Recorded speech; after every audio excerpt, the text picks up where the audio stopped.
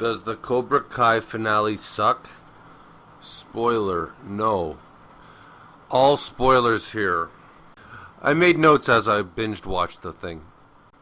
Episode 11, basically they have a funeral for the dude who was so stupid that he fell on his own knife at the end of episode 10. Kreese's little dojo with the Asians.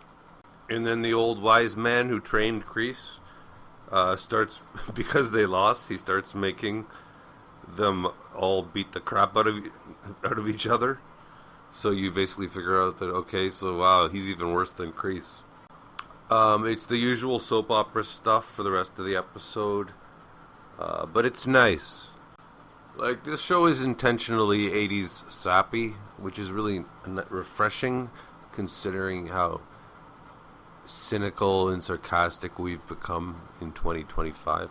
Oh, fans had been speculating that Terry Silver may be dying, and so it's confirmed that he's dying. Oh, and Kreese's redemption, I was surprised. It comes fast. It comes all in this episode, episode 11. The old man, old wise man, he's not really wise. He tells his granddaughter to kill Kreese, and you see her approaching him as he's sleeping. But you can tell that it's going to turn out to be the old man that she's come to kill, and it was predictable. Episode 12 has really no plot points. It's mainly just Johnny Lawrence getting married to his wife while she gives birth. That's basically episode 12.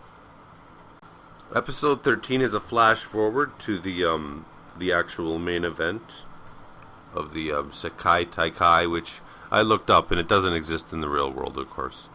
This episode deals a good deal with Kreese's redemption, and he gets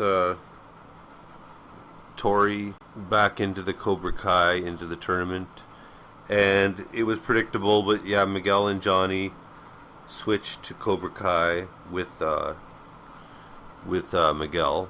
There's a heartwarming thing where, Kreese and Johnny make up and they hug and they tell each other they love them, which is very sweet.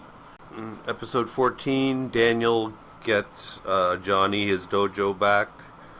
The best part of the episode, maybe the best part of the whole episode arc, is when, the little kid, the annoying kid, Johnny's son, what's his name? Yeah, basically, so Tori is losing to that her evil opponent, right? And then she's fighting so bad, right?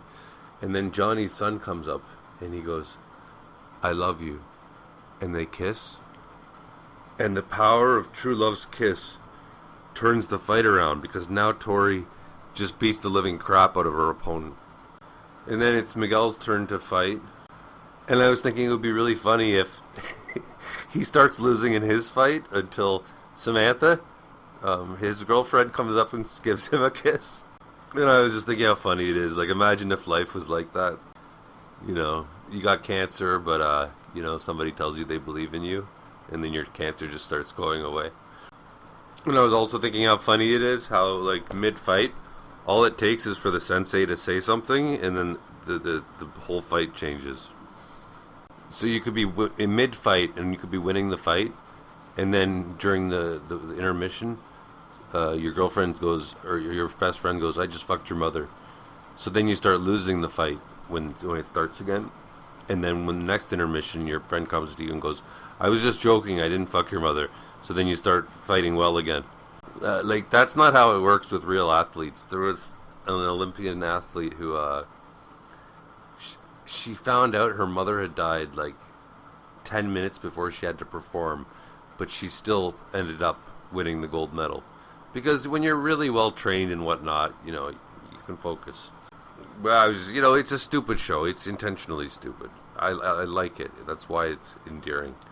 So, Cobra Kai, their team basically wins the two fights, but it turns out it's still a tie.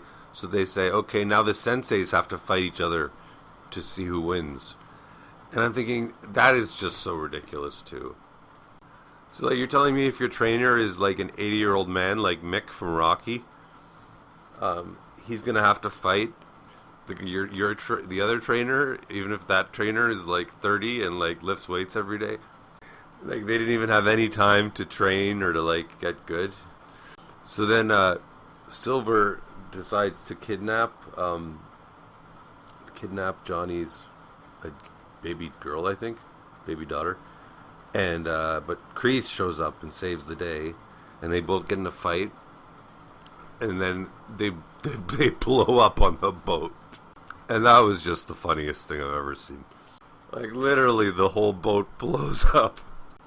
And then the last episode, Johnny has to fight the sensei, and what's his name? Daniel's son becomes Johnny's sensei, and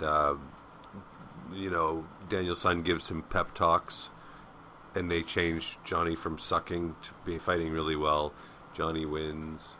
It's all very sweet, and then the rest of the episode is just resolutions. We find out how everybody lived happily ever after. So it was a lovely ending. It's not, I wouldn't say it's the best of the show, but whatever. It's kind of what it needed to be. Yeah, I was pretty hyped up for this, but I think you can't go into this like hoping for it to be some grand, amazing finale, because it's not. It's just, it has a lot of ends to tie, right? So and it does it. It does it fine. It's just fine.